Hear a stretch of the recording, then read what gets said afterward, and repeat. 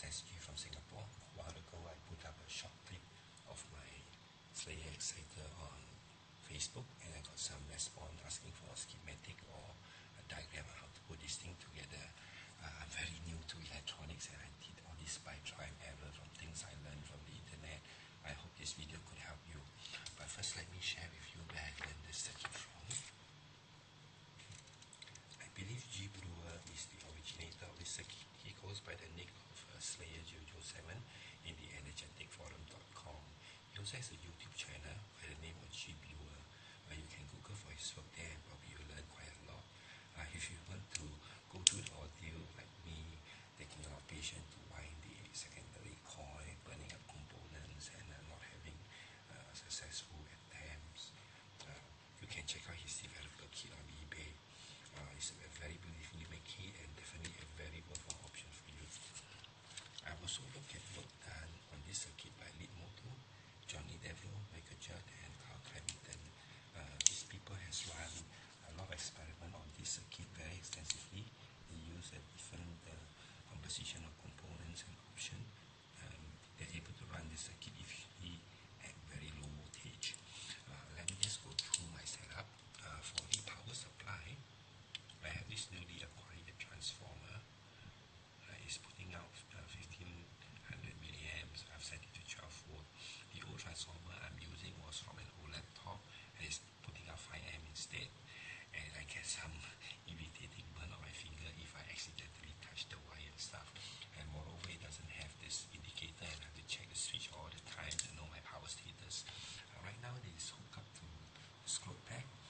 Basically, it's to separate the positive and the negative.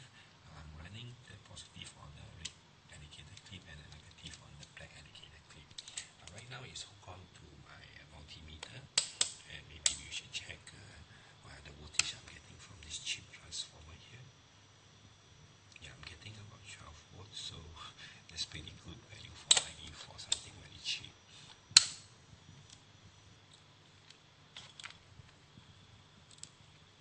Now let's go through the circuit. Just show you the diagram for a while. Maybe you like to screenshot this.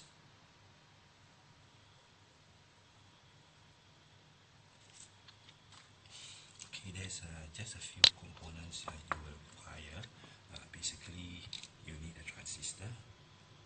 Right here, I'm having a TIP31C transistor. I mounted on a heatsink, and it's connected to the board by this adapter or whatever. You also need the 47K ohm resistor, and then a couple of diodes. Now, over here, this is the jumper where I'll be connecting my positive supply, and therefore the top rail here is my positive rail. This will be the jumper where I'll be connecting my negative supply, and this is my negative rail. Now from the positive, I have this 47K resistor connected to the base of the transistor. I also have another jumper here which you need to connect to the secondary coil. From the negative rail, I have these two diodes in series, and they're mounted in reverse bias, so connected again to the base of the transistor. So there are three things you need to connect to your base of the transistor.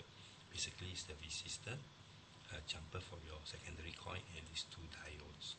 And for the collector, I connect it to this jumper, and eventually it will be connected to one end of my primary coil. For the emitter, we just connect it directly to the negative rail. Here is LED. I do not have this previously, and I don't know if my circuit is on or is off. So I mounted this, and it's now providing me the indication.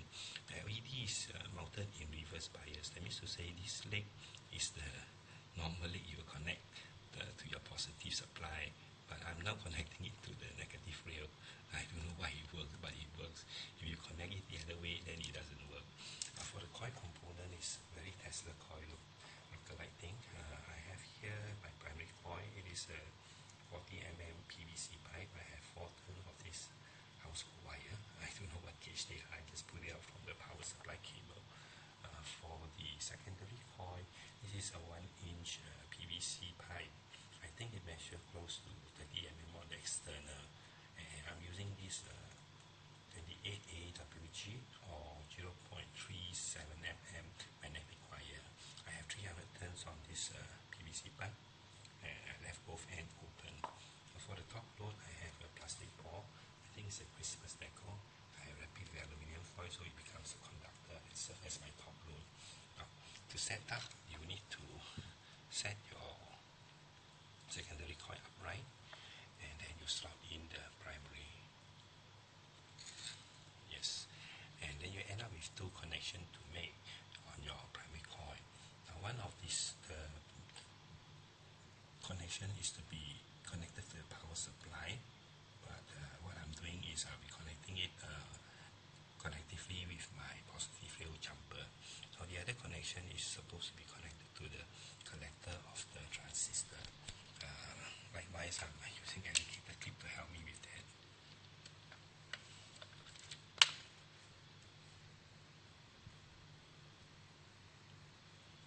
Okay, the other connection you need to make is your negative supply to your negative rail.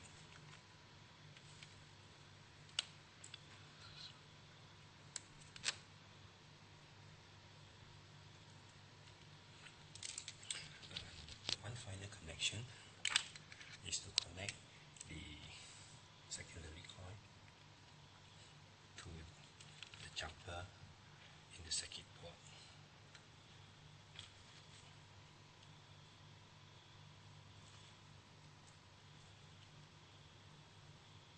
There you have it. So all the connections I make, and the final thing is to put on the top load, and we are about ready to go. So I'll show you a little demo on this layer exciter.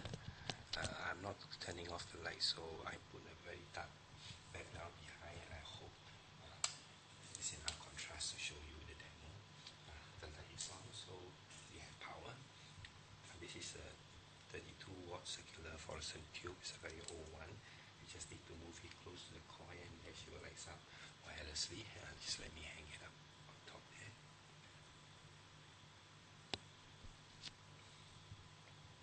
This is the 15-watt CFL. Likewise, you will light up wirelessly, and this is a 7-watt CFL.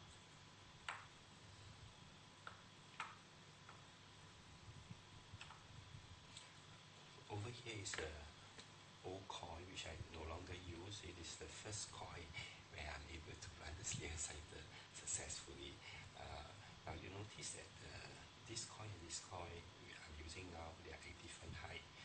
Somehow if your primary coil is up there, I'm able to light up the light much faster and more effective. So you need to figure around with your configuration to find the best performance. So here you are, my little layer exciter. I hope you like the video, and do rate or comments, or you have any tips for me to improve my circuit, the most appreciated. Don't forget to Google for GBluer's work. Thank you for watching.